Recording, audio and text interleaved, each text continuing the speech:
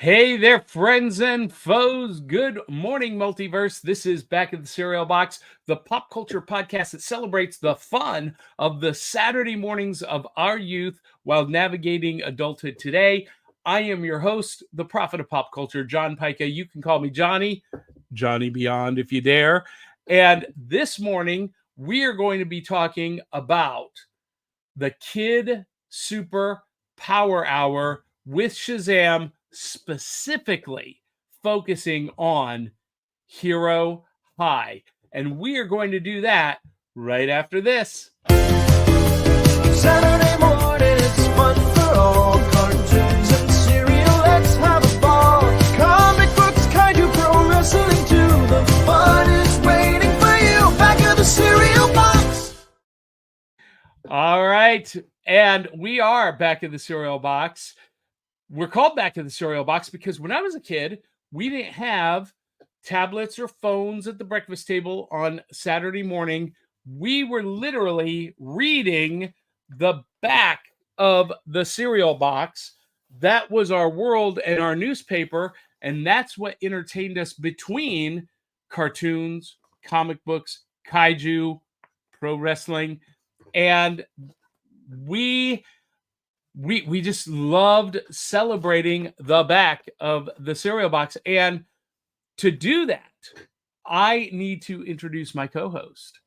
She is your wife's favorite redhead and a phenomenal cosplayer, social media influencer extraordinaire, artist, photographer. She does all the things. Please give it up for Aubrey Cavitt.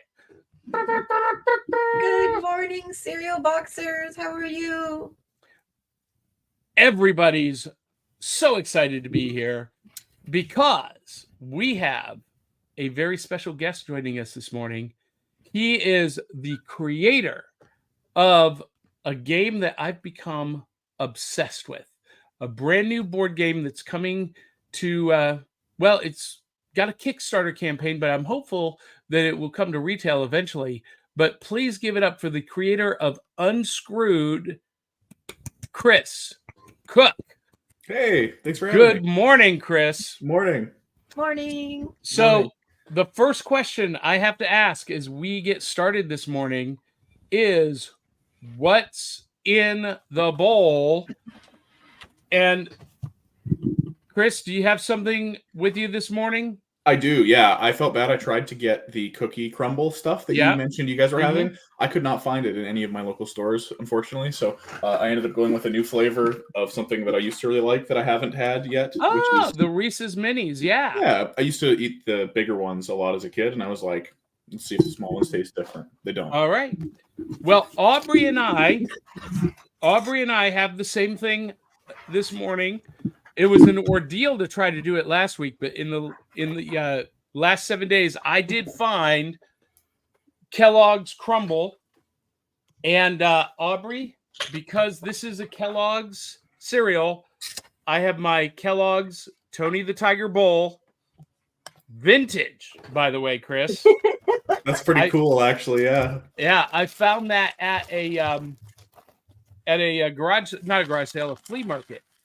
All right, so first things first. Aubrey's not even opened this yet. So and look, I struggled to open this too, Aubrey, so don't feel bad. You could store toxic waste in these bags. Okay, so it used to be you could just like pull on one of these and it would just like fly open, or like it would just, the whole thing would open all of a sudden. Now, look at that. I know you're It's struggling. the worst hair job. You're I hate struggling it. this morning. I really, but it smells so good. I really appreciate hearing this because I struggled so hard to open mine too, and I was like, "What is happening? Like this didn't used to be like this. Am I that weak?" You are not alone.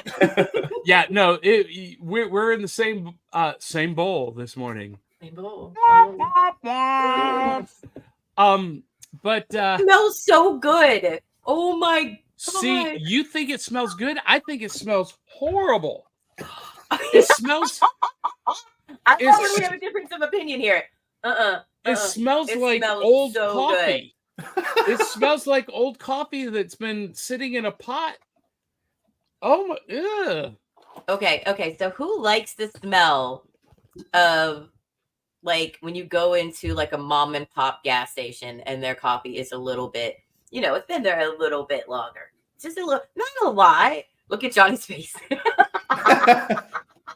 Okay, he's a big fan. I like the smell of candles that smell like coffee, and ice cream. I didn't used to when I was a kid. I kind of hated it. Now I love it, and I can smell this all day long. but this is not a coffee. This is not a coffee cereal. This is a cookie, a chocolate chip cookie cereal. Well, shouldn't this smell like chocolate chips? Wait, the back. Are we looking at the back of the box? Yes, and the back. We have the same back, and you have the back. I'm in Canada. Unfortunately, we don't get cool things. Oh, that's right. It's too bad that Willow isn't with us. They just have the French back. Yeah, the only difference is like the it's the same as the front. wait, yes. Yeah, the only difference is the new and this little tagline here. Everything else is like identical. Wait, read us the tagline. What does that say? In English, it says "made with real Reese's peanut butter," and in French, it says "fait avec du vrai beurre d'arachide." Oh, French. Yeah. Thank you for speaking French to us this morning. You're welcome. From Canada. Yeah. That's great. I hate that Willow's not with us. Willow is from Winnipeg. And so she would be speaking your language.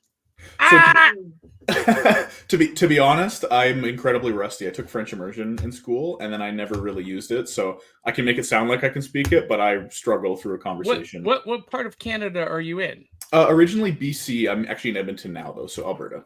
Okay. So yeah, on the back of the crumble box, it is shows some chocolate chip cookies. And it has a history of the franchise Crumble, and talks about that. But that's about all it is. It's nothing really fun. As a kid, I mean, I would read this as a kid, but I'd be a little bit upset because I'd be like, okay, I learned a lot about Crumble, but if I lived in a place that there wasn't a Crumble cookie store, I'd be upset that this is promoting Crumble cookies. Okay. Look at the pieces, Johnny. Yeah, the pieces. So we'll bring this up for Aubrey to hold up. They look like Cookie Crisp. Yeah, they do. They are very Cookie Crisp shaped, except without the little dots everywhere. Yeah, they don't have the big chunks of chocolate chip. Now, Chris, yours is a little pebble. Yes, little tiny. I can hold up a small cluster of them. They're very they're spilling everywhere. Yeah, they're cereal BBs basically. Yes, yeah, very small. Okay, if anybody's watching and not listening, they saw me cheat. I just tried a dry piece. You don't like it? What is this taste? It is. What is this taste? It smells like coffee, and then dry. No. It tastes like vanilla. It tastes like that. Does not taste like a chocolate chip cookie. But okay, so to me, this doesn't smell like coffee. This smells like those Keebler Elf cookies that were always just a little bit too crunchy when you open the package. Just slightly too dry, slightly too crunchy. For me, anyway, texturally, that's what it smells like combined with a little bit of coffee. I smell the coffee notes, but when I taste it, you're right, Johnny. I don't taste cookie. By the way, I am using Purity whole milk this morning. Not a sponsor, but they could be. Hey, Purity. And I'm actually using whole milk also this morning, which is very unusual. Yeah, Aubrey has already poured the milk. Go ahead and put some cereal in there. I've got mine already ready to go now. Chris, we're gonna taste it all together. Sounds good. Are we ready? On the count of 3. 1, 2, 3.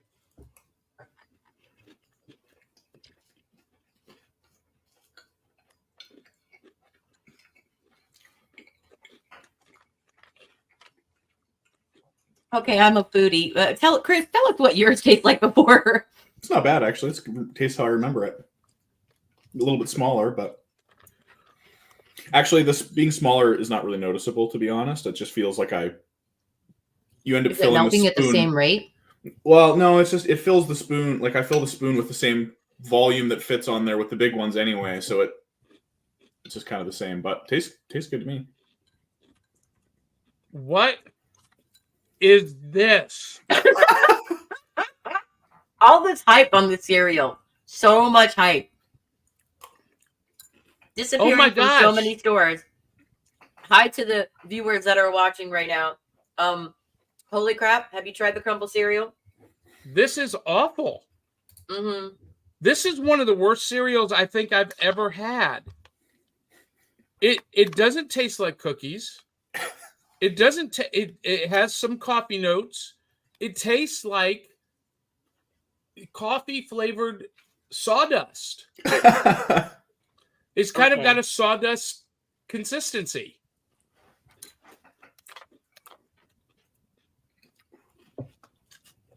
There is nothing enjoyable about this at all. Kellogg's, what are you doing to us? I was so excited for this. I was so excited for this. Oh no, is this what Johnny sounded like as a kid? Oh no! Really sad. Oh, look at this sad face. Oh no! I know it's a big letdown. I have to admit, because I went to so many stores, I thought, I know. for sure, this was going to be like the most amazing cookie cereal ever. I want my Cookie Crisp back. It reminds me of well, I haven't tasted it, but the reaction is reminding me of my experience with the Timbits cereal. Is there Tim Hortons in the States? We don't, but Gotcha. well, there is up north in like Okay. Michigan and Illinois, but not widespread. Our other co-host Willow did try the Tim Hortons coffee ice cream. She liked it, and it's been compared to the Dunkin' brand mocha coffee cereal down here, which I've not had either. Interesting. So- Yes, the one I tried were the chocolate Timbits cereal, and that one was a bit disappointing. It felt like knockoff Nesquik to me, kind of. So Aubrey, you're reading the nutritional info. Yeah, so it just seems like they're trying really hard to stay away from bad stuff in cereals to give people more encouragement to eat it. I get that. We don't want to like be a nation of roly-polies. We don't want Wally in real life, you know. We don't want people not being able to get off the couch and move. So I understand making the cereal that people are going to eat anyway healthier for us. But I mean, I'm not okay, going so to if eat you this. okay, so Johnny, here's a question before I say any more. Do you like dunking your chocolate chip cookie in milk? Yes, I'm obsessed with that. And you don't Listen, like this?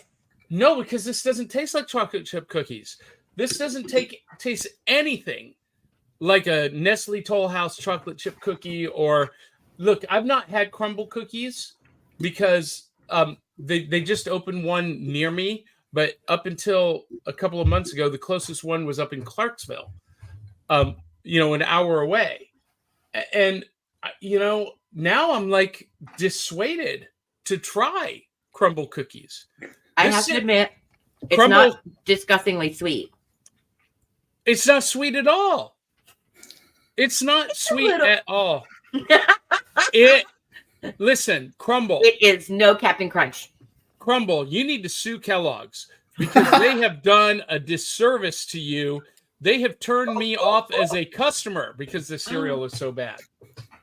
Oh. Well, maybe we just got a batch that was, I don't know. Both of us on separate sides of the state? Come on, Aubrey. But Chris, you like the mini Reese's Pieces. No, I don't mind it. Yeah. I wish I had what you have.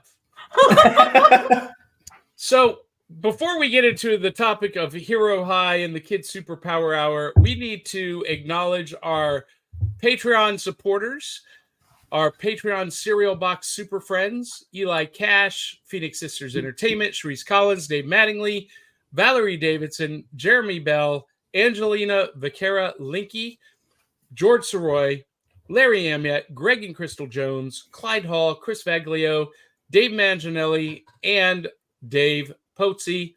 And you too can have your name in lights at patreon.com/cerealboxpodcast. Just $1 a month gets you access to all of the cool exclusives, early releases. And for $2 a month, you get even more exclusives. And if you become a VIP member like Dennis Pozzi, you get to host your own show here on Back of the Cereal Box once a month. So lots of cool perks. Check that out. Patreon.com/cerealboxpodcast. And of course, we are also brought to you by the Tales of the Decoverse series, my book series, available at Amazon and Barnes & Noble. And the brand new book, Rise of the Impossibilists, just came out last week. So if you've read 1 and 2, Volume 3 is now available, and that would be epic. All right, so we got some viewer comments. So this is what we do, Chris. We're going to engage the audience. For everyone who is watching us live, you can comment in the chat. You become a member of the show, kind of our fourth co-host. And we've got a ton of comments already. I'm saying hi to everybody. I know you are. Aubrey gets impatient. She can't wait for me to go to the if it were up to her, this show would just be audience comments. It really would. So speaking of Willow Schuyler, she says, "Good morning, everyone." She is on her way to a convention this morning. And I don't know, I forget what she told us Wednesday night what con, and I don't remember what it is, but she's on her way. And Dave Mattingly says, "Coordinated crumble." That's right. And by the way, everyone who is watching on YouTube, do us a favor. We love you watching on YouTube, but also hop over to our Facebook page at facebook.com. Say hi for a minute. Cereal Box Podcast. Give us a thumbs up, a heart, a like, an emoji. Someone's already done that. Christopher Robin has done that on Facebook, but everybody watching on YouTube, if you'll do that as well, that helps us a lot, including Caterade, Cade Hawkins. And Cade, do you have to specify that you're a comedy show now? Is it not that obvious? I mean, I feel like it's pretty obvious, but Cade says, "Hiya, homies. Happy Saturday morning. Love Reese's, Chris. Excellent choice." Thank you. Yes, I'm feeling vindicated in my choice this morning after the crumble. I'm very, very you know what? I'm almost tempted to break out when I'm taking up the Imaginarium next weekend. This is for later. But dang, I want it now. After that disappointing. Want it now. Willow says, "Fellow Canadian." Yay! And Caterade says, "What does the box say in Canadian?" I think we did that. But read it again, just in case Cade missed it. Sure, yeah. It says, "Faites avec du vrai beurre d'arachide Reese's." And Reese's Puffs Minis. That was even better the second time. Almost like you practiced it. Yeah. Marissa Henderson says, "Good morning, Aubrey." Good morning, Marissa. Good morning, Aubrey. I'm here too. Chris is here. What are we? Chop liver? Well, some people watch for you, and some people watch for our guests, and some people watch to say hi. I see how you are. Johnny demands a hello if you're still there, Marissa. So, Willow Schuyler says, "We finally got the strawberry frosted flakes in Winnipeg." So good, right? I want to do the chocolate milkshake frosted flakes. It's so good. They're both so good. Oh, I just don't like strawberry flavored stuff. Strawberry milk, not my thing. But anyway, Caterade says, "Dude, you got the coffee flavored sawdust? All I got is the plain old vanilla flavored sawdust." So, hey, that's what I thought I was tasting when it was dry. I thought I was tasting vanilla. Now, no.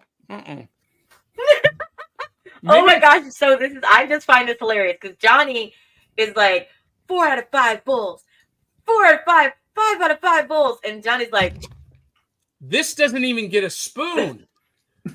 out of 5 bowls of cereal, I can't even give this a spoon.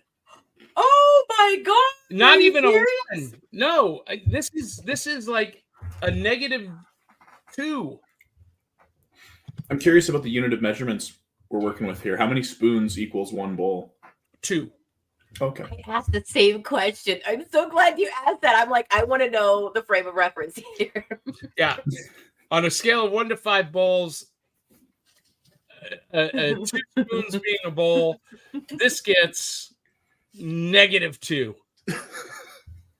That is not good. That is a bad review from Johnny.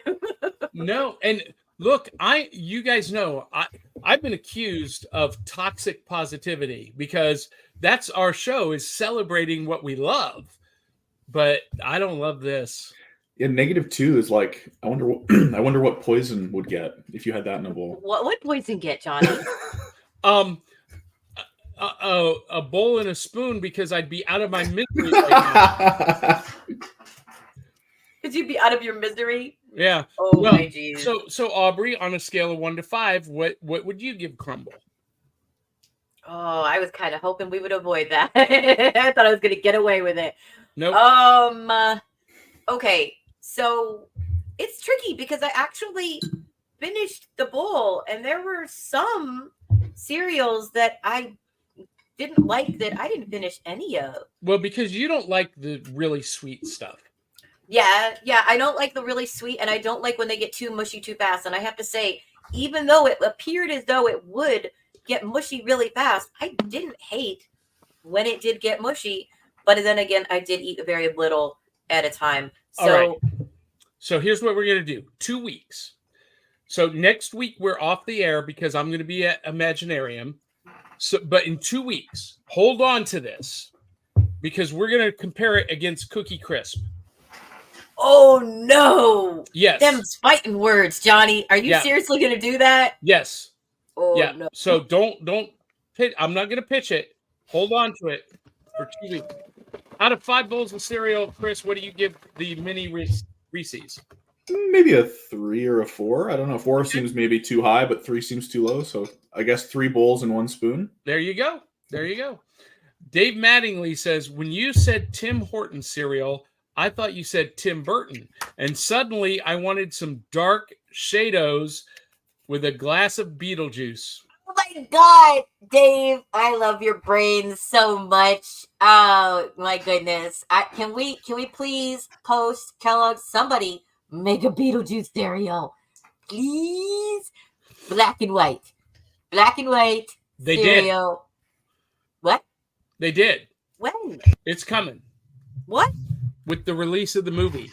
No way. Oh, see? That's awesome. I did not know that. And Caterade says, it's for search specificity, man. Kate, I'm not making fun of you. I love you, brother. I am making fun of you a little bit. But you know what? Maybe this will justify that. Because Kate Hawkins produces one of our favorite animated series, Woo! Chubby Unicorns. Check this out. Yeah. Ho there, chubby horned pack mules! I am the wizard of fibromyalgia. I seek heroes to quest with me to the great far-off land of the Laundromate. Wow, what an honor this must be for us. No kidding! This is all I've ever dreamed of! A wizard, a quest! I can hardly contain the excitement! Raz, you seriously can't be serious. Well, I could never be more serious about anything in my entire mythical life than I am about this right now! What's your deal? This guy's obviously trying to con us into doing his chores. He straight up called us pack mules. Unicorns are often mistaken for pack mules. It's a common misunderstanding. Sometimes even I forget we're not pack mules. He's having us haul his dirty robes and tidy whities to a laundromat. This isn't a quest. I think you're confused. He said Laundromate. Definitely different from what you just said. Silence! I am the great wizard Scolio, and your words weigh heavy on my brain, just as heavy as the baskets that I need hauled to the laundry. I mean the land of laundromat. You see what I mean? He said it right there. Said what? He wants us to lug around his dirty robes. It's not a quest. Well, think about it this way, Gordon. It could be Be what? a quest. You know, if you look at it the right way. Not even if I were to squint really hard. Silence! I am the great wizard Gangrene! Your bickering is getting us no closer to our united goal, the quest of that is to say, our heroic journey to the cleansing power of the land. What did I call that land again? Raz, he can't even remember the fake name he came up for the wash and dry. Maybe this is a quest for memory restoration. I wish I could forget that you just said that. Going on a quest might help you forget. You're absolutely hopeless. Well, there might be a little bit of hope for you, but then today happened. Not as hopeless as the great land of Laundromate. Without us to help them, that is. Silence! I am the great... Oh, forget it. I do need help with my laundry. What say you both? Sounds like work. In a field, two unicorns stay, sitting around doing nothing all day. Approached by a wizard who had to ask, could you join me on my adventurous quest? When a wizard comes looking for you, he's always got you a job to do. Yeah, this is not a quest, he's lying to you. It is not a quest, he's lying to you. When a wizard comes looking for you, he's always got you a job to do. Yeah, this is not a quest, he's lying to you. It is not a quest, he's lying to you.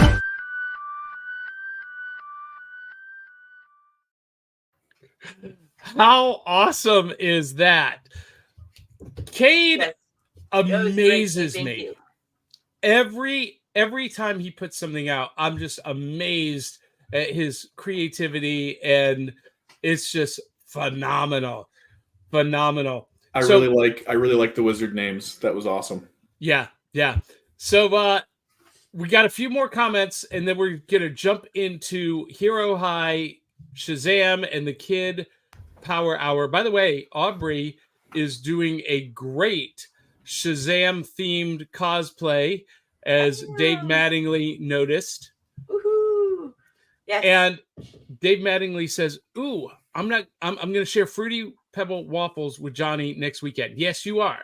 Yes, you Woohoo! are. And no, we will not be broadcasting live from Imaginarium. We will be recording it from Imaginarium and then uploading it later. So next Saturday morning, there will be something here, but it will be pre-recorded, a pre-recorded special that I'm going to do just for next Saturday morning. So you don't, you're not left without something from the cereal box. And Chris Vaglio from Song Swap Showdown is joining us. Good morning to my favorite Saturday morning show hosts. And he says, Johnny rating system is literally dump it or love it. The rating system is dump it or love it. No, not really. Today Cereal. it is. Dump Today it or it love is. it. Yeah, today it is. Anyway, and Cade says, so glad you are loving chubby unicorns. It's hysterical, Cade. Oh, It's- yeah. I can't wait for later on episodes. Yeah. So with that, it is time to jump into the main topic, and that is our Saturday morning 102. And this is 102, Chris, because we did 101 last season where we went through what was the essentials. Now this is more like the essentials, kind of the obscure essentials. First day with my new tongue. I think I just had a stroke just then. I feel like President Biden all of a sudden. Oh, did I say that out loud? Anyway, this morning we are talking about the 1981 awesome masterpiece, Hero High. Now, tale of the tape. Hero High was part of the Kid Superpower Hour with Shazam. But Hero High was a 1981 to 1982 cartoon and live action series created by Filmation. You guys know what a fan I am in general of Filmation. that aired as part of NBC's Kids Superpower Hour with Shazam. It was about a high school where young superheroes were taught how to use their powers and fight crimes. Originally intended to be a new entry in Filmation's long-running line of Archie cartoon series. The 1981 series was altered at the last minute because the company's rights to the Archie characters had expired and new characters had to be created. Only 26 episodes were produced, with 13 8-minute stories and 13 12-minute stories. And the as you guys discovered, not only did this have the characters of, so these characters, we've got Captain California, Glorious Gal on his shoulder, Dirty Trixie to his right, or no, I guess that's his left, our right. We've got Rock and Roll in the back with the mohawk, Misty Magic rather, beside him. And then the other three next to her were kind of ancillary characters that didn't show up every episode. And to the far left is Weatherman. Beside Captain California, to his right is Rex Rotten. And again, some other ancillary characters. We've got the gym coach. I can't remember his name. We've got Mr. Sampson with no shirt and a loincloth. And who remembers the name of the old lady professor? Aubrey, do you remember? Yes, Miss Grimm. Miss Grimm. So Miss Grimm and Mr. Sampson appeared in just about every episode. And I don't know what... We'll talk about that in a minute. But here's Captain California, Misty Magic, Glorious Gal, Rock and Roll. That little kid, what was his name? That's not Peter Penguin. I can't even. Bratman. Isn't that Bratman? No. Bratman? Is it Bratman? Was it? No, he or was is a it brat. the invisibility? AWOL is invisibility. See, I can't find any of the other ancillary characters. I think that's AWOL. I think, partial invisibility or whole invisibility. Oh, that's right. Him. And did you recognize his voice? He was the same voice actor who Reimer. Did the voice of Weird Harold on Fat Albert and the Cosby Kids. Yep. I didn't know some of his later things, so I have a little tidbit about him that I found out. Okay. And I called him Rex Rotten. It's Rex Ruthless. Rex Ruthless and Dirty Trixie, they kind of had this partnership going on. They were the villain characters. It's funny hearing you say the Archie thing, because that guy, Rex, really reminded me of Reggie from Archie the whole time that I was watching this. So I don't know if that was the intent originally, but... Absolutely it was. Yeah, absolutely it was. But here's what made this show special. Yes, it told the adventures of these kids at Hero High. And I got to tell you guys, in 1981, I'm 11 years old, and I loved this show. Loved it. I wanted to be Captain California so bad. And I think I talked about this last week, Aubrey. We had a pool in my backyard, and I would reenact scenes from the Spider-Man animated series, but we also had this it wasn't a surfboard, but it was a foam board, and I would pretend to be Captain California in the swimming pool every day. Now, this series also featured Shazam, and here we see Captain California on his rocket-powered flying surfboard. And Shazam appeared in several episodes with the... What's going on here? I don't want to know. He was not, part of the school. He was not a teacher, but he crossed over, and he was the big feature, actually, of the Superpower Hour. Here they are in the water at an iceberg. And then not only did Shazam appear, Captain Marvel, Shazam, but Isis appeared as well. And there were Shazam shorts. The Shazam series aired as part of the Kid Superpower Hour. So you had Hero High episodes, and then you had Shazam and Shazam Family episodes. And can I just say, Aubrey, you've been doing this with me enough to know that I am a big fan of Filmation's animation. Yes. Filmation's series. I was a huge fan of this as a kid. Okay. Watching this as an adult, I was horrified by how poor quality it was. Okay. This was obviously Filmation at its absolute rock bottom. This is even before Black Star. Black Star was an improvement over this, and you know how critical I was of that. This is before He-Man. This is before Brave Star, which was the peak of Filmation. But this fell somewhere. Oh, they got so lazy. The writing was so lazy. But we can't talk about the show without talking about this.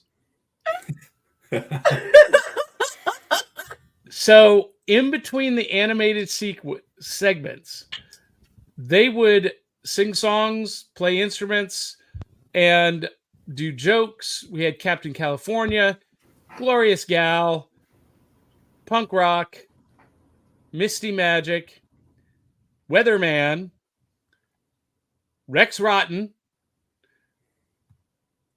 Dirty Trixie, and Rex Rotten and Weatherman had kind of this, I don't know, they were friends, but they weren't frenemies, but Rex, he made Weatherman a big joke. He was like Weatherman, he was Rex's comic foil. Like, Chris, did you ever see the Christopher Reeve original Superman with why can I not remember his name? Hagman, not Larry Hagman. Gene Hackman? Gene Hackman and Beatty, Warren Beatty. Not Warren Beatty. Yeah, Warren Beatty.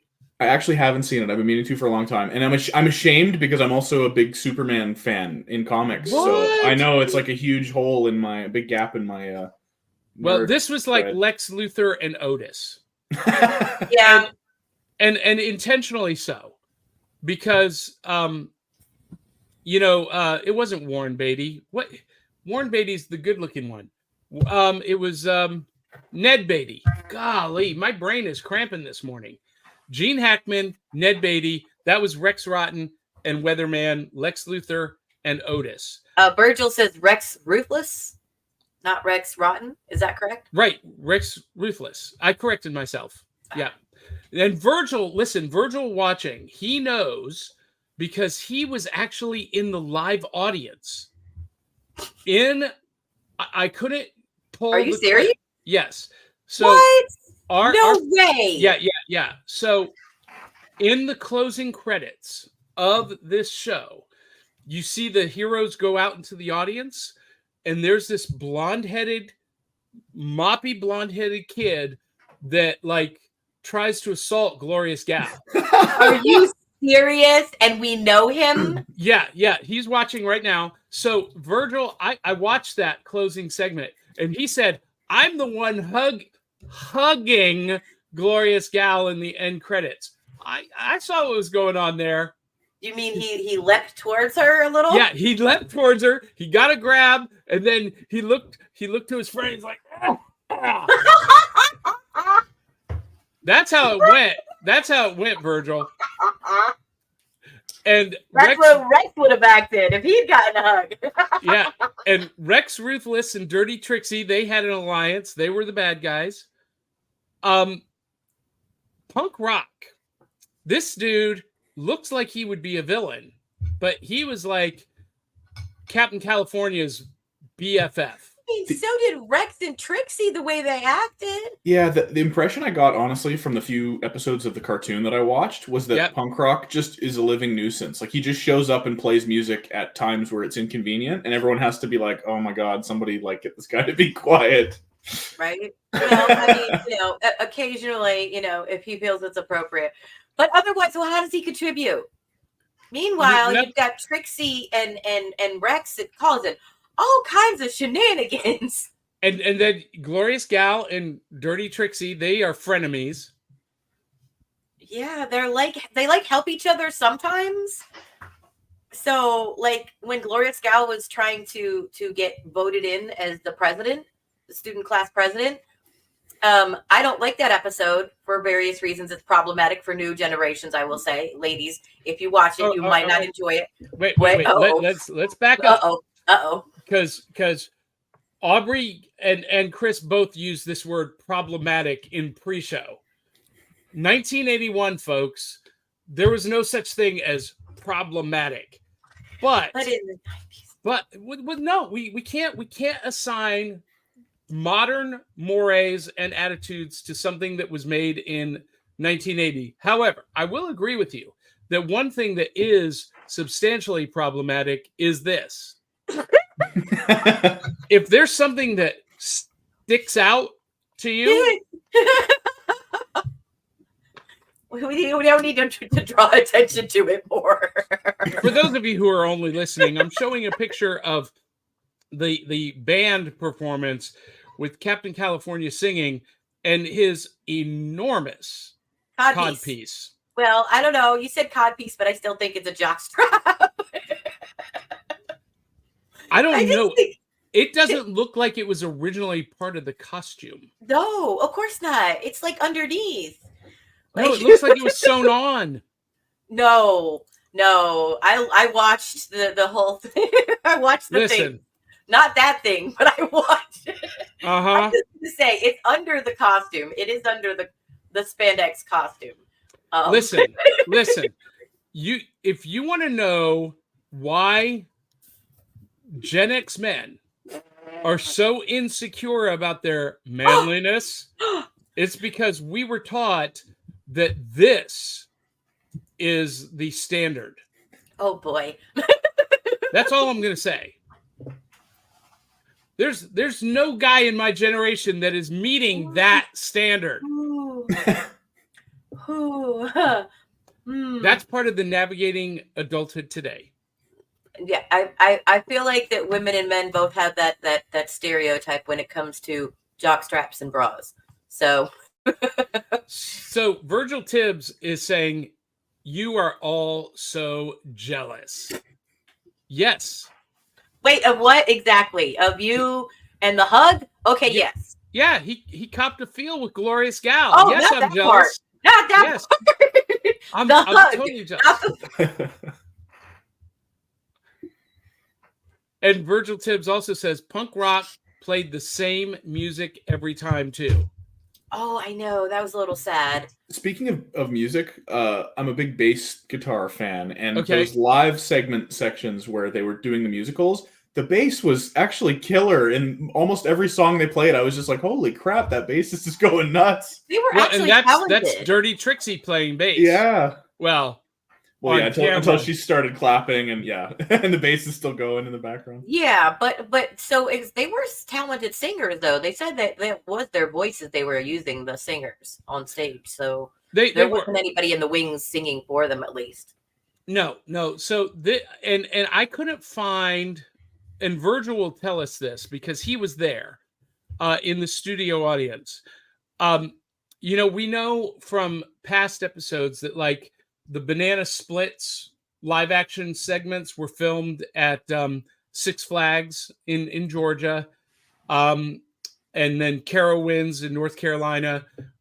We know that the Monkeys live action segments were filmed in front of a studio audience, and this is something that was not unusual because And Sid and Marty Krofft, the Sid and Marty Krofft Super Show with Captain Cool and the Kong. They filmed their live. It's very much the same thing. Live music or musical performances with skits and jokes. But the difference was with Captain Cool and the Kong from the Sid and Marty Krofft Super Show, they were actual musicians actually performing live in front of an audience. Whereas these kids from Hero High, and I say kids because in the 1980s, this was a high school student. I mean, was he? I wonder what age he actually was. 32. I don't know. Huh? 32. Wait, he was 32 when he played that role? I'm guessing that. Oh. I thought you were like, I'm like, wait, really? And what indicates that to me is the wrinkle on his neck under the Adam's apple. You see that line? That's not a high schooler's neckline. Anyway, they're subtle clues.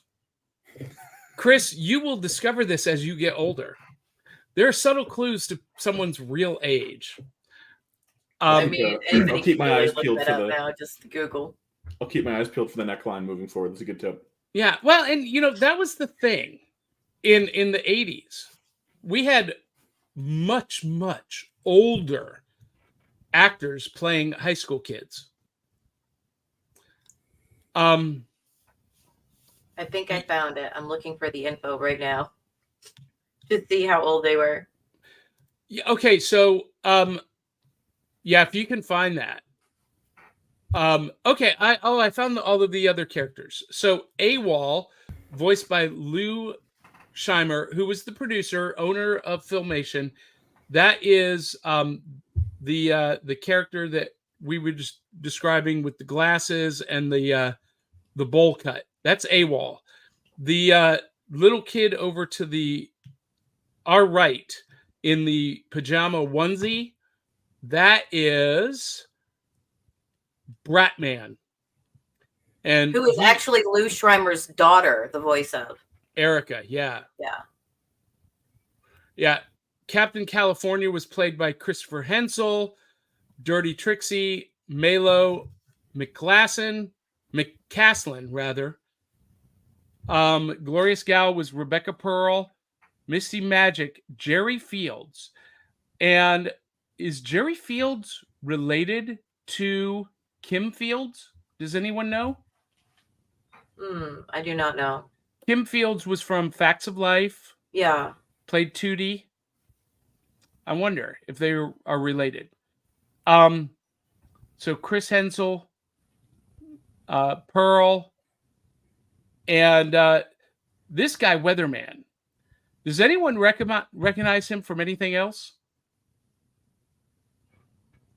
Anyone? I feel like I recognize his face, but I can't put my finger on it at all. No, me neither.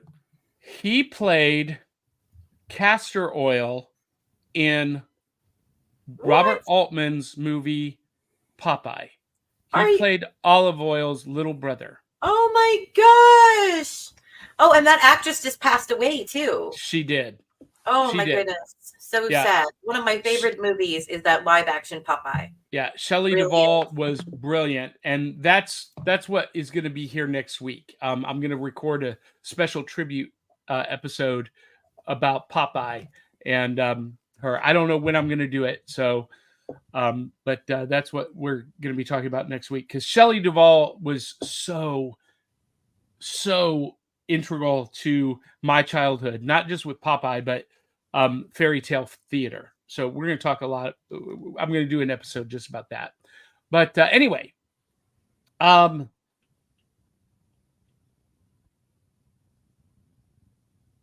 Virgil Tibbs asks, where did you see the live action segments? I haven't seen them in forever. That's what's on YouTube. If you YouTube this, that's what you're going to find, is just the live segments. I had to really search for the animated segments, and finally found them on Daily Motion. Yeah. And Willow Schuyler asks about the codpiece. Who wore it better, him or Jareth the Goblin King? Ooh, See, I that's feel a like good question. I feel like Jared the Goblin King was appropriate. That was not a Saturday morning cartoon. That was supposed to be for like teenagers. Teenagers, but not Saturday morning cartoon. What teenager needs to see a codpiece? I don't think anybody. All right, Chris. Sign their teenager up for that. I'm sorry. That had more to do with that gorgeous man and his singing voice and his career than it had to do with anything else. Dance, magic, dance. Jump, magic, jump. I mean, I love that we're talking about this right now because, yes, Labyrinth is one of my Halloween party themes this year. Have you ever seen Labyrinth, Chris? No, I know Bowie's in it. I'm assuming we're talking about Bowie here with the. Oh, yes. Oh, the one and only, of course. So, and Willow asks, wasn't 30s the standard age for actors to play teenagers? Yes. In the 80s, yes. And Caterade says, real age, I mean Johnny. I'm 12 with a mustache. Looks can be deceiving. Yes, it can. I'm 12 with a mustache. Cade. Virgil Tibbs says no. Jerry Fields is not related to Kim Fields. She was also not married to Jimmy Walker. No, my. Wait, was that a rumor though? Virgil, I didn't know that. And the guy who played Weatherman is dead. He's passed away. And Virgil asks, so the question is, was this Filmation's worst show? And I think the answer to that, Virgil, is a resounding yes. I mean, Chris, you watched what I sent you. I did, yeah. How I mean, were you able even to tolerate any of this? To be honest with you, I had no clue what was going on in any of the episodes I watched. Things were happening so fast that I couldn't even keep track of it. I watched the same one that Aubrey referenced, where they ran for Captain California and Glorious Gal ran against each other for student body president. And they're like, all of a sudden they're out on the pitch and they're talking, and then punk rock is playing, and then Misty Magic has to like cover him with the big headphones, and then I don't know. It was very even more breakneck than cartoons usually are for me. So by the end of each episode, I was kind of just like, okay, all right.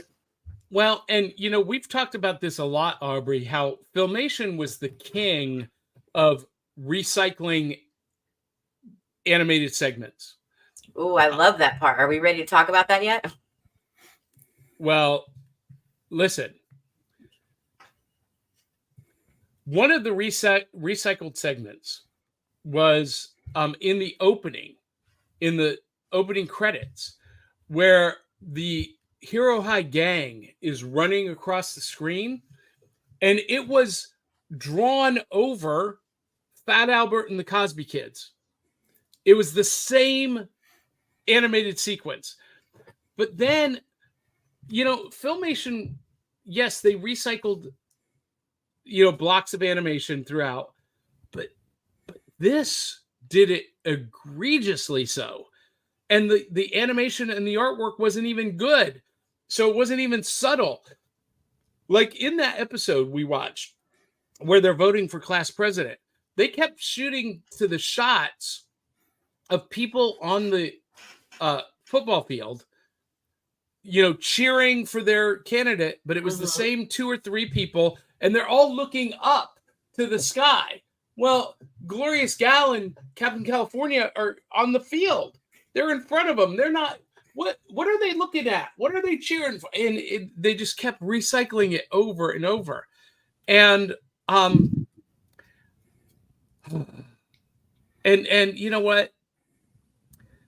I don't have words. Okay, so I have to say that I loved the detail in the reused backdrops that are in the show. I'm sorry, I do. I was paying attention, and there is like grain in the wood. There is nuance in the clouds. the haunted house in one of the episodes, is like a good haunted house. Like, there's details in the windows. There's shadows from the house on the lawn. Like, I'm that person. I'm that person that's looking at that kind of animation. So, and then, of course, I love that I am recognizing the Scooby-Doo sounds from, like, everything. The whooshing sound and the spooky sounds. And there's so many sounds they reused for this. I'm like, yay! Well, it's a little bit. Well, so that's interesting, though, because Scooby-Doo was produced by Hanna-Barbera. This was produced by Filmation. They never met, but the Scooby-Doo audio sounds were from the LA Film Academy Sound Library Bank. So Filmation had access to all of that. So that's interesting that you picked up on that. I could not get past the horrible animation and the look. I didn't notice anything else except how bad this was. It was good in minor ways. Okay, there was so many of the other older cartoons that we've watched that the backgrounds were reused, but they were also sadly reused in a way where it wasn't as good art. I like when they repeat the art that's good. If you're going to repeat it, use some good pieces. Chris, reduce, reuse, recycle. Okay. Chris, Aubrey is specifically referring back to Jackie Chan Adventures. Okay. and that episode, which the character animation, the storyboarding, the writing was brilliant, but she took issue with the impressionistic backgrounds.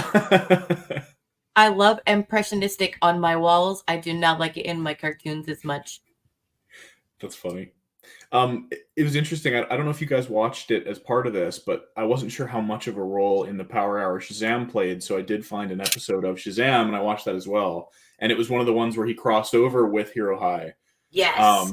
I honestly, I liked it. I liked it a lot better than Hero High by itself. I was kind of into it, actually. He fought this large space goat man named Starmaster. Starmaster, yeah. Starmaster, Who showed up to melt the polar ice caps. Yeah.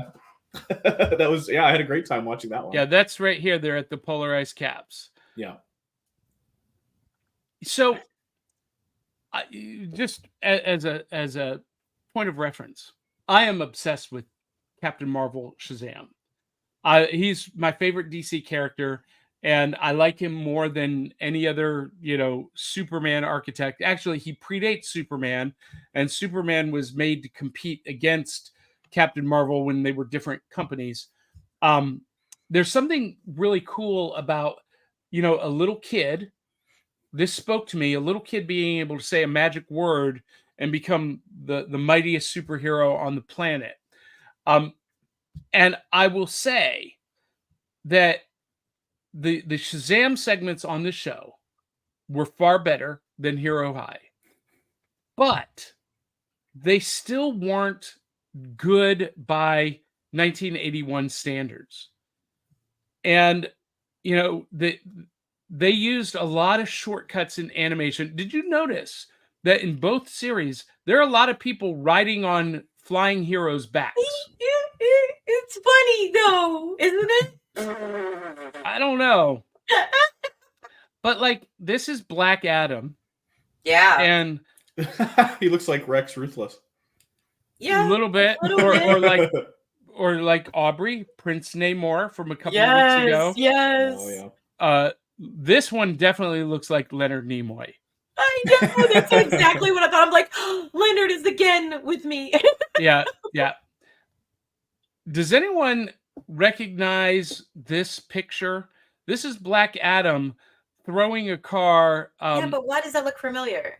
Because it is an homage to the cover to Action Comics #1. Ooh. But look at how rudimentary the art is. I mean, the wheels are not. Look at that yellow car. What's going on with the wheels? What's going on with the perspective? And why does a robot why is a robot able to smile with laugh lines? Yeah, that's quite interesting. Yeah, And- but also, like, how is it possible that you can tear open a spaceship in space and nothing happens? No air pressure. There's a lot of sciencey things that didn't work too well in Shazam. Well, it was 1981. We didn't know everything that we know today, but That's very true. But this guy, this villain, I can't even remember who this is. I'm convinced after seeing this that this is how comic book artist Rob Liefeld learned how to draw. Chris, do you get that reference? I do, yes. There's the famous pair. I've seen multiples, but there's that famous picture that everyone knows of Captain America. It's supposed to be sideways, but his chest is drawn like it's straight on. Yeah. I mean, come on. I love this as a kid, and I feel so bad that we watched it. And Courtney Reese says, talking about people flying characters with people riding on their backs. He says the ambiguously gay duo from Saturday Night Live. That's where they got this idea. I mean, that means that they're a fan of old retro cartoons. So, yes. you know. All right. Oh, so I found it, by the way. So our lovable Christopher Hensel, by the way, didn't your wife get to like shake his hand or something? No. That was John Schneider. Okay, but was he there at that convention? Did he show up for that? No. No. Okay. All right. So he was, of course, the Dukes of Hazzard actor. Oh, that's right. He took. Oh, okay. You're right. I didn't realize he took the place of Bo Duke. Yeah, you're right. Christopher Hensel. Yeah. So apparently he started there, 1980, 21 years old. So he was 22, borderline 23 when he did Hero High. Okay. 26 episodes he did. I wasn't that far 22. off. Yeah, he wasn't that far from a high school student. I'd say that's pretty good, you know. Well, no, I was guessing he was close to 30. I know. I know. I wasn't that far off. But he was, So, and that was in 80. So in 81, when this was going on, he was 21, 22 years old. Not bad. That probably means that most of the cast was that age. Yeah. Tony I is joining us, and he says, I feel sad that I predate this show. I had never heard of it before today. Oh, wow. I love that we are introducing people that should have seen it, because now you should go watch the ridiculousness and tell me if you agree about the backdrops, you know, the scenes in the background, if you go watch it. Well, and Virgil Tibbs, he's kind of a Filmation connoisseur like I am. He said Filmation usually had good-looking sequences for the animation they would reuse. Typically, yes. Not on this show. And really good backgrounds. So he's right there with you. But all of that wasn't here. And, of course, we did cover this, Virgil, that Shazam cast crossed over with Hero High. Yep. And so did ISIS. We showed that frame. It is right here. But, oh, my gosh. What were they smoking when they were drawing ISIS? What's up with her face? Your head's really What's up small. with her body shape? I'm confused. What's going on there? Let me tell you what. Can I tell you what she looks like to me? Okay. Let me just say that it involves a valve that you have to blow into and fill with air. Oh no, Johnny, shush! Oh my goodness! Chris, I can't am I wrong? unsee that now. No, I see it too. Can't unsee that now. That's that's stuck there. Thank you very much. Yeah. You're welcome.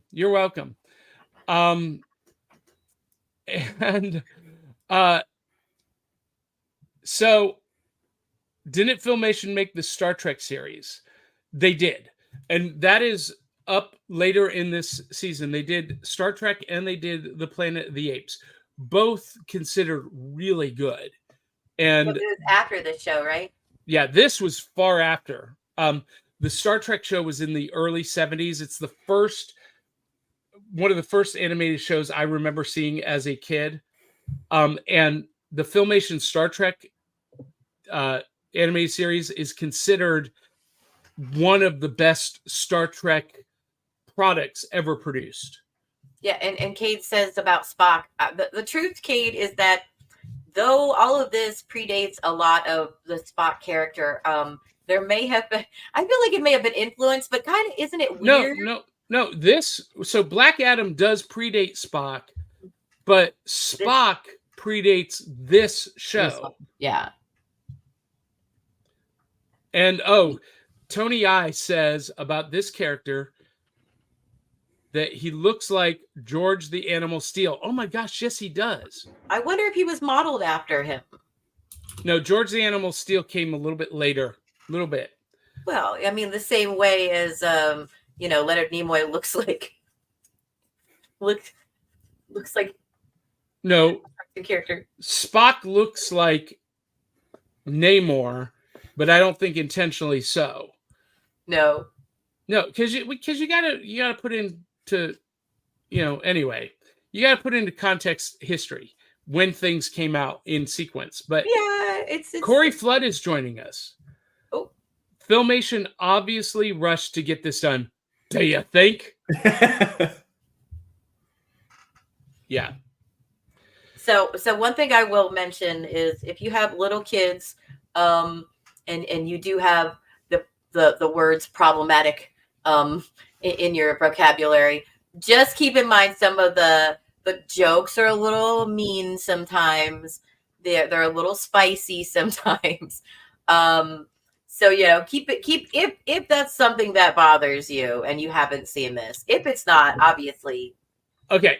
I'm going to give a hot take here. Some of y'all need to have your feelings hurt. Some of y'all need to be offended. I'm just going to leave it there.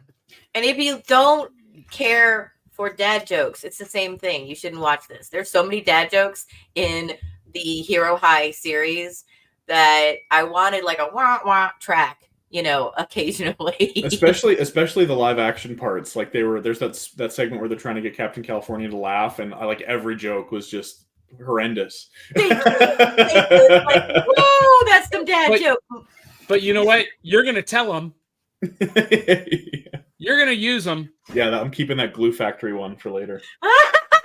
Wait, I think that's one of the ones I wrote down. I thought I was so stupid. Yeah. Oh my gosh. Well, yeah, it was hilarious. That was a slapstick moments here and there. Everybody was picking on the three, the Weatherman, Rex, and Trixie. Like those were the three that had the most butt of all the jokes, both in the cartoon and the live action. Well, so Rex Ruthless had to be the butt of jokes because he was the bad guy. Okay, but then how is it Hero High if he's the bad guy? Well, explain that part to me, please. I mean, even in every high school, you got the good guys, the bad guys, the jocks, the freaks, the geeks. Isn't that like a normal high school? But this is supposed to be a hero high school. I don't know. If you, Johnny, have you seen My Hero Academia? I have. Okay. Oh, good. Okay, I hate it. I listen. I don't like any anime except the ones with Godzilla in them. Well, no. Like Godzilla Singular Point is the anime that's on Netflix. I can't watch it. I cannot watch anime because the frame rate of the animation makes me sick. Whoa. Yeah. I don't go into epileptic seizures, but I get a severe migraine. I get nauseous at the frame rate of the animation in anime. Huh. Oh, okay. So you need to take nausea medicine before you watch anime. No, I just don't watch it. There. And the same thing happened with the Pokemon animated series. Do you remember hearing about this? Kids going into epileptic seizures watching Pokemon? Wow. No. You don't remember this? No, I did. I never heard this. Oh yeah, it was a big deal. It was a big, and they had to start putting a warning label at the front of Pokemon episodes The flashing lights may cause, or the flashing animation may cause problems. Okay, yeah, some animations have that. I'm aware of that. That's why, because of the Pokemon animated series. Yep. Anyway, so we all agree this is Filmation's low point. This was rushed to market, but Filmation spent a boatload of money promoting this. This was promoted everywhere. Yeah. Because it was a joint venture with Filmation and DC Comics that owned Captain Marvel, Shazam. I mean, it was the spotlight of every comic book ad for Saturday morning leading up to this season. They thought this was going to be the shiznit hit of the year, and 24 episodes is all it made it. But for those of you who remember Viewmasters, Chris, did you ever have a Viewmaster? No, I don't even recognize the name, actually. Oh, the Viewmaster was let's see if I can find a picture of a Viewmaster. Quickie. I had one. Yeah, I still do. You still have one? Oh yeah. Oh, I sold mine years ago at a yard sale. More's the pity. So I'm gonna show. Oh yeah, sorry. Yes, I didn't know that's what they were called. I recognize that. Yeah. Okay, good. Yes. For our folks watching, this is the Viewmaster. Yeah. And you put these reels in, and you click through them, right? Yeah. So, and Shazam. And that was like exciting tech for kids then. Oh my gosh. Listen, Viewmaster was the height of home entertainment when I was a kid. Oh my God. But Johnny, you're not wrong. Even when I was younger, we would trade them. Really? Yeah. My friends and I, we would trade them. We'd be like, oh, I'm really sick of this one, but I've got this. Okay, I'll trade you the Princess one for Care Bears and whatever. You know, it was like, what? I didn't even know that we could do this. It became like before Pogs, before trading any of that kind of memorabilia. We were trading those all the time. Yeah, we were. And by the way, Kate Hawkins makes a point that I was about to make, that Sky High, the movie Sky High, had bad guys as bullies in their school. One of the most underrated movies of all time. Phenomenal film. It's a good movie. It's a good movie. A good family fun movie. Oh yeah. I love that movie. It's maybe top 10. And Corey Flood reiterates that Rex Ruthless was the Reggie of the group. As Chris pointed out, I'm not going to read the rest of that. So what I'm saying is like, okay, so all these schools have the bully. They're still the hero class, but they're the bully. Yeah. But I guess so because they don't kill anybody, they're still considered a hero. Maybe they're just bad. They're just bad at being heroes. Like they're not doing well in their heroing courses. That is a way to look at it. Thank you. I appreciate that perspective. Rex Ruthless and Dirty Trixie are the kids that graduated high school with a D average, and slow down there, sir. Yeah, and they are going to go on to become supervillains after they graduate because they're bad heroes. Okay. Yeah. Okay. Wait. So at the end of the series, do they they become villains? No, there's no ending to this series. It just ends. Oh, so they didn't finalize anything. No. So it's open-ended for someone to continue the story. Please don't. Come on. Can't they make it better? You said it sucks. You don't like it. What if they made it better? The uproars, the cheers in the crowds when they announced the revival of Hero High, I'm sure, would be deafening. So, when I was researching and pulling images, and I did a search for Hero High, most of the images came up were from a recent series that DC Comics, Warner Brothers Animation did about the girls of DC. It was Super Hero High, And DC Comics owns the name Hero High, so they could recycle these characters. Now, Brad Parnell says, "Don't say anything bad about Dirty Trixie." Rex Ruthless and Dirty Trixie. Wait. I take it Brad likes the naughty girls. I'll bet you that there's a Rule 34 out there somewhere. I don't want to know. I don't look those things up. That's a damaging rabbit hole. The first time somebody said to look up one of those about My Little Pony, it ruined my childhood a little. Never again. Not lying. Somebody sent me something on the Jetsons. I'm not clicking on it. Yeah, I'm not reading this comment, but Corey Flood says that's what true, we're though. all thinking. They were good. Those were good names for that. Yep.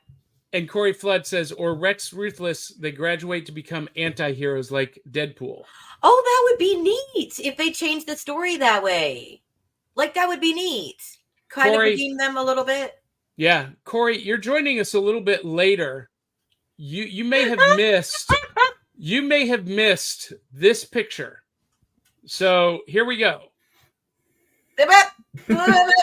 For those of you that are watching, Johnny has just posted Captain California in his. Just when I'd forgotten what it looks like. So happy to forget. Now it's back.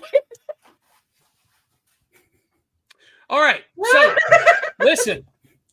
Any last thoughts about Hero High, Chris or Aubrey? No, I mean, overall, it was very confusing and very strange. But I really liked the music in the live parts. The Jimmy Popcorn song was stuck in my head all night. Right? That was so catchy. No.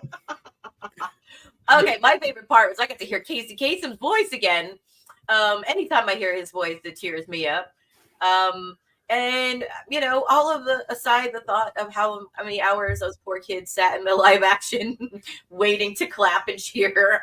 You would know, sir, as you were in the audience. One of our lovely commenters there. But seriously, I had a kid who went to, I won't say whose show for Disney, and sat all day so that they could be in the movie. And sometimes they're cut. So those kids, they got to give credit a little bit to them. We got to give them credit for sitting there for we don't know how many hours. They didn't get paid. They just got put there. I like the fact that though it is dated, it is interesting. And it looks like the actors put real effort into what they were doing, even though it was slapstick in a kid's show. And there are plenty of dad jokes and silliness. And like I said, I love the Scooby-Doo sound effects. Can't go wrong if you've got that in there for me, at least. Well, I feel like the actor who played Rex Ruthless was having a ball. Captain California, Christopher Hensel. I got this feeling just watching him, this look behind his eyes, like this is what it's come to. This is what I'm doing now. Dukes of Hazzard too. I want a daytime kid show. but I really feel like John Berwick, who played Rex Ruthless, was having a ball. And Weatherman, Jim Greenleaf, he just kind of had this look like, what's going on? What is happening here? What? Anyway, look, I'm gonna leave Hero High with my fond childhood memories. I'm going to wipe this week's episode from my mind so that I can live with the fond memories that I have and remember this the way 11-year-old Johnny remembers it. Ta-da! Now, Chris, Aubrey, when I was a kid, Chris, you might even be too young for this.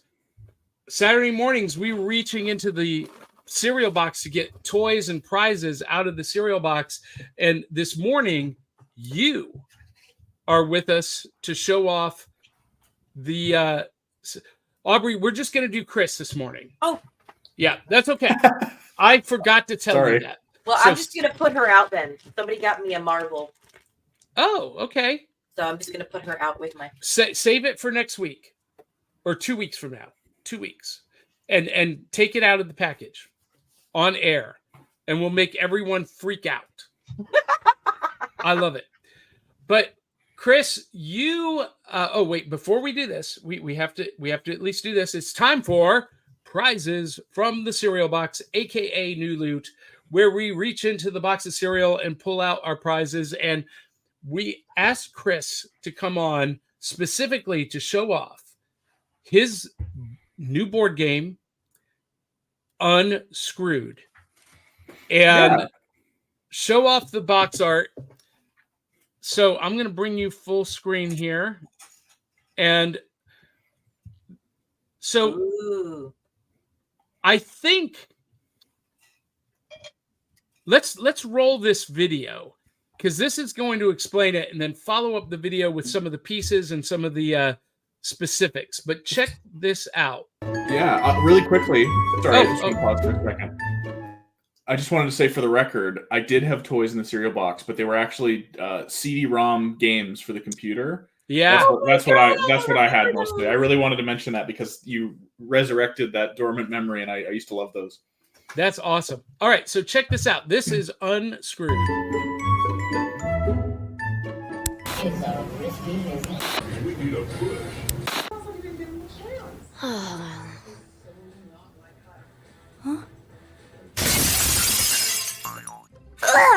Hey there, little Billy. Who are you? Say, Sport, you love these cartoons, don't you? Not really. Sure you do. Well, little Timmy, what if I told you there was an exciting board game with all of your favorite cartoon characters in it? My name is Ollie. Introducing Unscrewed, a chaotic battle royale board game for 3 to 5 players about hatching a scheme and watching it go hilariously wrong. It's got all the classic characters: Slappy, Freddy Frady, the Mad Cow, Dr. Piddles, and my personal favorite, Mosquito. But I've never heard of any of those characters. Yes, you have, and you love them. In Unscrewed, players take control of these beloved, absolutely real, licensed characters in a televised fight to the death. To the death? Players will pre-plan a sequence of actions at the same time. Then, when everyone's locked in, the madness unfolds. Why to the death? These tunes don't like to share, Jimmy. Characters will displace each other, setting up crazy chain reactions. I don't understand. Featuring an entire improv deck of wacky, cartoonish attacks and unexpected surprises. And a deck of quirk cards that provide game-altering effects to the players unfortunate enough to end up with them. Please stop. Every card is unique, and the board shrinks every round, Johnny. The last one standing wins. Isn't that thrilling? Doesn't that make you want to find the nearest card-carrying family member you can to secure your copy now? Help me! Someone, please! Watch your step, Sport. Hazards galore. Oh my god! Unscrewed. Back now on Kickstarter.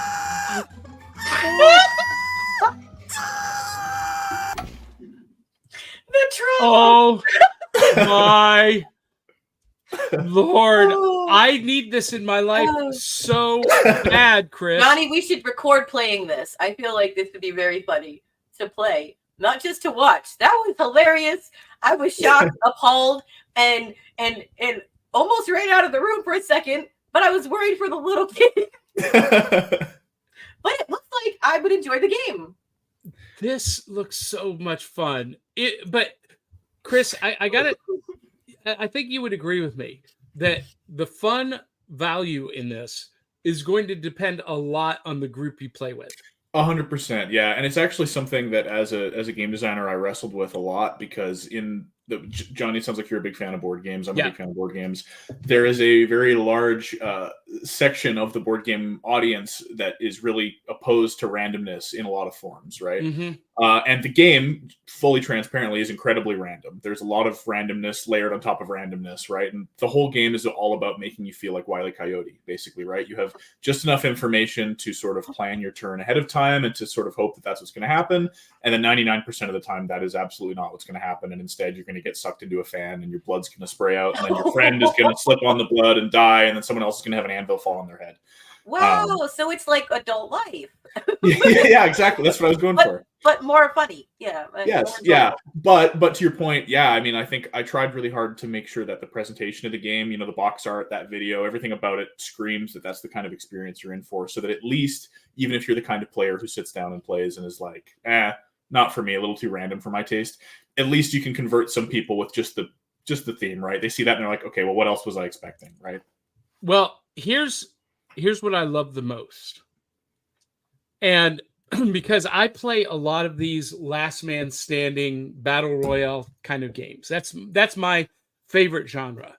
And what I love is that the game pieces are on clear plastic. They're not cardboard. Look at this.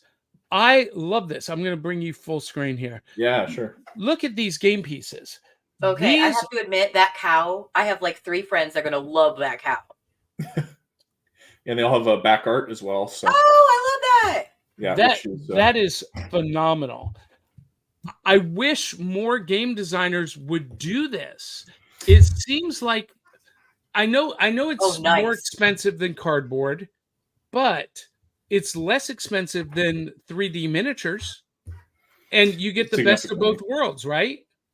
Yeah. And I mean, it's funny. We did miniatures actually a couple of years ago as a stretch goal that we were going to include in the campaign, and we've ended up changing our mind and we're not going to include them because I've gotten so many compliments on these, and I've had so many people say that they prefer these to the miniatures that I'm like, okay, well then why do the miniatures? Why not just give people the thing they like better anyway? Yeah, I agree with Johnny, and I don't always. Those are awesome. Yeah, so that's actually been kind of one of my guiding principles in this game is I really want all the components to feel really good out of the box. So another piece that I'm really happy with is the coin. There's a coin that comes in the game, and it's actually made out of real metal. And it's got, you can see the light hitting it there. It's got one of the characters' heads on one side. And then I call this the heads or butts coin because it has his butt on the other side. Now, oh my goodness. I've got to say, watching that promo video, the animation struck me very much late 90s cartoons, Cartoon Network, and the later like things like Cow and Chicken, Baboon, Cat Dog. That Cat Dog. Whole feeling to it. Yeah, 100%. So those are kind of the cartoons I grew up with. Honestly, I'm actually even a little bit younger than would be indicated by some of those. Like Ren and Stimpy is one of the biggest inspirations for the game. And I was not quite old enough to watch that as it was airing, but I ended up catching a lot of reruns of those things. I ended up catching a lot of, on DVD. I had, I think, season 1 of Ren and Stimpy on DVD. And I just always loved that kind of, that sense of humor and that era of cartoons where things were sort of, in hindsight, you look back at them and you're like, wow, that's crazy that I was watching that when I was however young I was, right? And I've always found that kind of dichotomy really fascinating. And as you can see by all the blood and violence in the trailer that we watched, that was something I really wanted to explore, was an extreme version of that, of like, hey, here's, the cartoons feel how you remember, but you're kind of shocked and startled at oh, why did a bunch of blood just spray out of my cute rabbit character or whatever, right? Well, and Brad Parnell says the end reminds me of the big red toy from the Saturday Night Live fake commercial. Oh, I haven't seen that actually. I should look that up. Yeah. Well, look, so where are you on the Kickstarter journey on this? Yeah, so our campaign goes live on July 30th. So the end of this month, we're just over 2 weeks away. We're going to be live for 4 weeks, pretty standard timing, and then we should be wrapping up just at the end of August. So we do have a pre-launch page up right now if people want to go follow that. That helps us out a ton. Please do if you like the look of anything that we looked at there. Well, what is that pre-launch page? It is Kickstarter. Do you want me to send you the link or? Well, I'm going to type it right now. It's kickstarter.com/projects/mean hyena games/unscrewed. And I have to admit, I really like your front cheek, back cheek coin. Thank you. Yeah, I've gotten a lot of compliments That's on exactly what I thought. I was like, oh, look at front cheeks and back cheeks. that. So, if I can spell Kickstarter correctly, so this is your Kickstarter. Kickstarter.com, Mean Hyena Games /unscrewed. Oh, you do need the projects in there between the Kickstarter.com and the Mean Hyena Games, but yeah, that's just about it. If you Google Kickstarter Unscrewed, it'll be the first thing that shows up. All right. Yeah, guys, go back this. So I feel like, Chris, this is a game screaming to make it to retail. Oh yeah. This seems like it's more than a gateway game, but not as heavy as, some of those heavy Euro strategy games. I feel like this is a game that could make it to Target. I definitely want to own it already. I'm not lying. I don't blow smoke. Like if I say something, I mean it. So yeah, I actually would love to own this game. Thank you so much. Yeah. So I guess for some transparency, since this is my first Kickstarter campaign, this is my first self-published game. We don't have any widespread distribution plans right away here. The plan is just to do this first campaign, nail that, get all the games fulfilled to everyone, establish some legitimacy and show like, hey, we made a game. It's good. You got your game roughly when we said you would get it.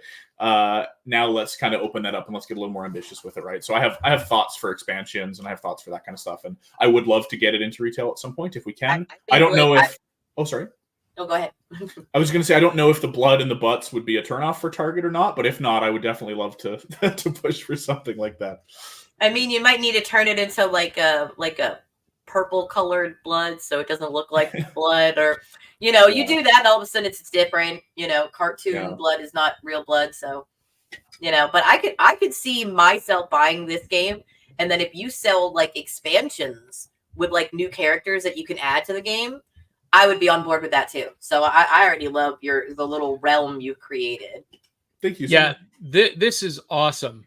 I'm obsessed with this game, and I cannot wait until I can have a copy in my hot little hands. And if we can make that happen, Chris, we'll do a full playthrough episode. Oh, Let's do I would it. love that. Let's do it. I would love that. Trust me, I will make all kinds of noises. I can't help it. When I play a game, I play, but I don't care if I win, and that'll probably be annoying to other people. I just enjoy playing the game. Like I have most of my games that I have. Johnny likes to have the like last winner standing. Me, I want to play and have like tons of fun. I don't even care who wins, if I win, whatever, as long as I'm enjoying. And this looks like really enjoyable, like from start to finish. Thank you. Yeah, I think you have the right attitude for Unscrewed specifically, because I've found over the years playtesting it that it's very hard to win on purpose. So if you go in aiming solely to win, that you're gonna have a hard time. That's awesome. That's awesome. Well, hey guys, we are way over time, but I definitely wanted to give you that focus, Chris, and thank you. Hold up the box cover one more time. The box art. The box art is pretty good too. Yeah, all of the artwork is gorgeous. The animation and the promo, everything is on point. Oh, nice. And I love everything about this. I cannot wait to have this in my collection. Yeah. So cool. Unscrewed. Ta-da! All right. Well, everybody make sure you go check out that Kickstarter at kickstarter.com/projects/mean-hyena-games/unscrewed, or just search Unscrewed board game and you will find it. And make sure you follow Aubrey at Miss Kindred Ivy on Instagram. I'm at johnnybeyond.com. Next week, we will not have a live show, but I am going to do a recorded tribute to Shelley Duvall. And if you are anywhere in the Louisville, Kentucky area, come join me and Dave Mattingly and whoever else we draft for a taping of Back of the Cereal Box Super Saturday show. And we'll have the spin wheel, and we'll do games, Hot Wheel races, trivia contests, and give away a bunch of prizes and cash. there's no cash. And we're going to do a live taste test of Fruity Pebble waffles next Saturday at Imaginarium. So join us if you are in the Louisville, Kentucky area. All right. Well, that is it for this week, guys. Thank you, everybody, for joining us. And one last thing, if you do love the show, please do join us on Patreon. patreon.com/serialboxpodcast. Your support makes this show possible. We couldn't do it without you, and we really appreciate your support. And until the next time, if you love the show, tell 200-300 of your closest friends and family to come share the fun. Love you, mean it. We'll catch you on the back of the cereal box. Catch you later. Oh, where's it? There it is.